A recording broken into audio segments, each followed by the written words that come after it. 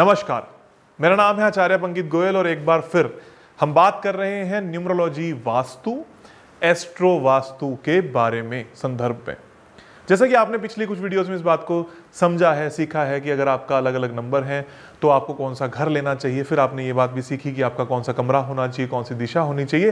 तो आज जिस नंबर की हम बात करने वाले हैं वो है नंबर 8। अगर आपका जन्म किसी भी महीने की 8 तारीख को, 17 तारीख को या 26 तारीख को हुआ है, या आप किसी भी महीने की ऐसी तारीख पे जन्मे हैं जिसका टोटल MMDDYY के अनुसार 8 बनता है, तो ये वीडियो आप ही सभी लोगों के लिए है। आप सभी लोगों को पर्याप्त मात्रा में तो पता लग ही गया कि 8 नंबर के लोग कैसे होते हैं, क्या काम करना चाहिए, क्या काम नहीं करना चाहिए। और अब हम बात करने वाले हैं कि अगर आपका घर 8 नंबर का है तो आपको कौन सा दिशा में दोष जरूर देखना चाहिए, कौन सी दिशा आपके लिए महत्वपूर्ण हो जाती है, कौन सी दिशा के दोष अगर होंगे तो आपको ज्यादा नुकसान दे सकते हैं, कौन सी दिशा में दोष अगर नहीं होंगे तो आप सुख, समृद्धि और सेहत के साथ में रह सकते हैं। अक्सर हम बात करते हैं कि घर के मुख्य दोषों में से दोष होता है दक्षिण पश्चिम यानी कि साउथ वेस्ट की एंट्री या नॉर्थ ईस्ट की टॉयलेट या किचन।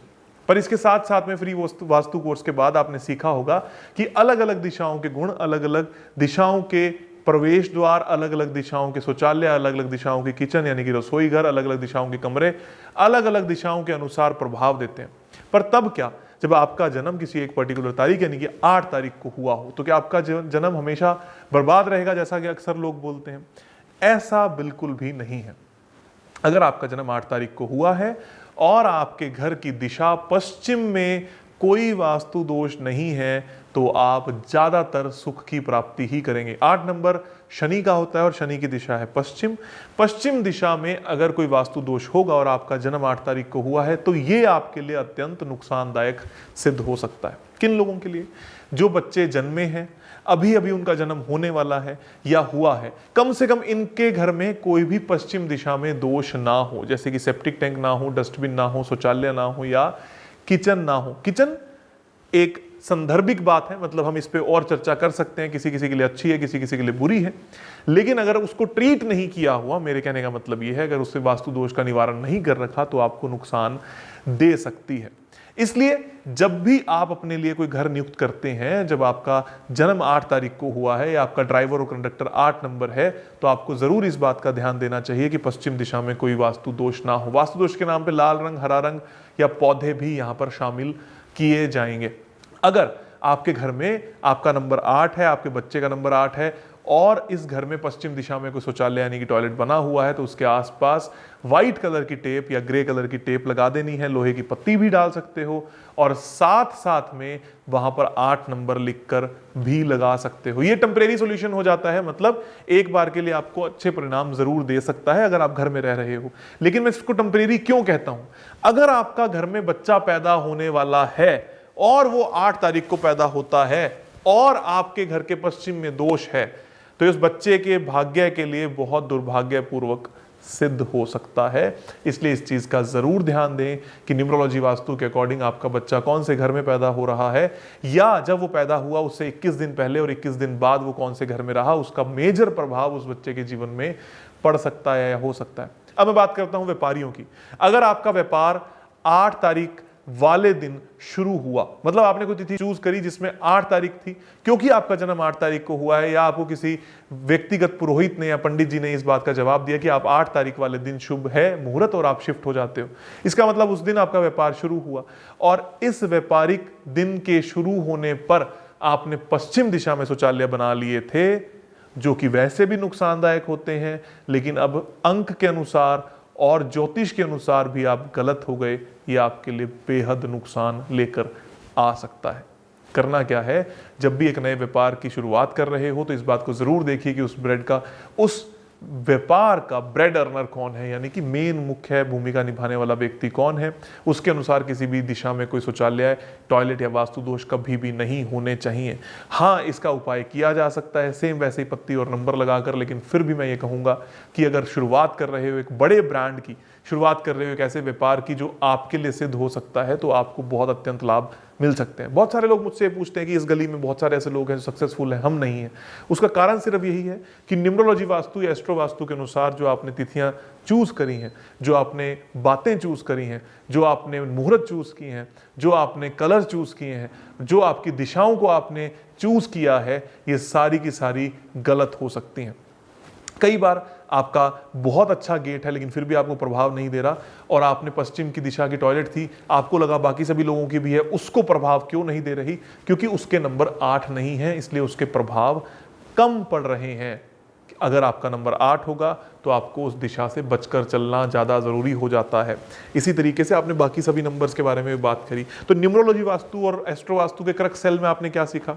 अगर आपके नंबर हैं, उन नंबर्स को, जो भी आपके नंबर्स हैं, हम 8 ही नंबर की बात कर रहे हैं, आप अपने ब्रांड नेम को, आपके नाम को, ईमेल आईडी को, फ़ोन नंबर को, घर को, फैक्ट्री को, ऑफिस को और 8 नंबर से संबंधित दिशा यानी कि पश्चिम को वास्तु से रहित बनाएं और 8 नंबर के साथ में अलाइन जरूर करें। इसी से फायदा होगा, नहीं तो आप भी जनहित में कोई ना कोई प्रवचन देते रहेंगे कि हमारा नंबर 8 है और हमें बहुत नुकसान हुआ, नहीं तो आप हमेशा कहते रहेंगे कि 8 नंबर वाले बर्बाद हो जाते हैं, नहीं तो आप अलग अलग तरीके से अपने आप को कोसते रहेंगे क्योंकि आप इसके डिटेल्ड एनालिसिस में नहीं गए। इसलिए नट शेल में अगर आप वास्तु कर रहे हैं और आपका जन्म 8 तारीख को हुआ है तो आपके लिए मुख्य भूमिका रखती है पश्चिम दिशा। पश्चिम दिशा में सोना, बैठना, कार्य करना और अपना समय व्यतीत करना आपके लिए अत्यंत लाभकारी सिद्ध हो सकता है। शनि का मंत्र भी इस दिशा में लिखकर लगाया जा सकता है, और भी डिटेल में बात हो सकती है, लेकिन इतना जान लेना बहुत महत्वपूर्ण है कि जब भी कोई नया घर ले रहे हो तो उसको किसके अनुसार लेना है, किस ग्रह स्वामी के अनुसार लेना है, कौन से नंबर पहले लिखकर लगा देने हैं, कौन से उपाय करने हैं, कौन से नंबरों को 21 दिन के बाद 31 दिन के बाद अप्लाई करना है, ताकि आपके जीवन में कोई भी समस्या किसी भी तरीके की ना आए।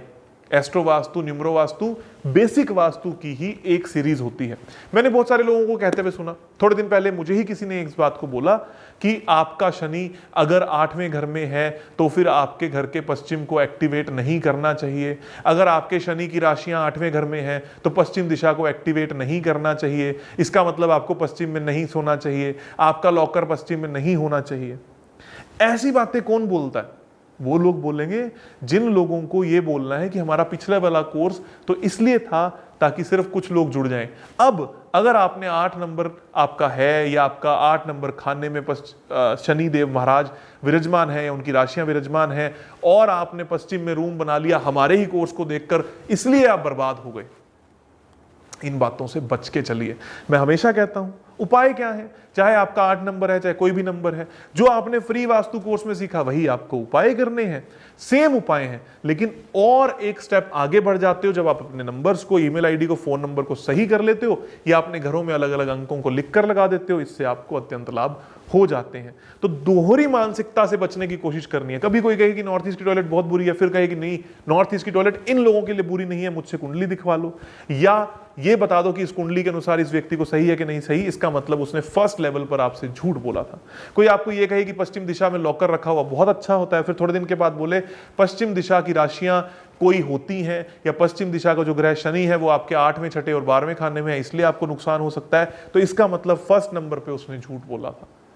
बेसिक्स हमेशा बेसिक रहेंगे, सही रहेंगे, सुरक्षित रहेंगे, वो चेंज नहीं हो सकते। किसी भी व्यक्ति को साउथ साउथ वेस्ट और साउथ वेस्ट की एंट्री नहीं फलती।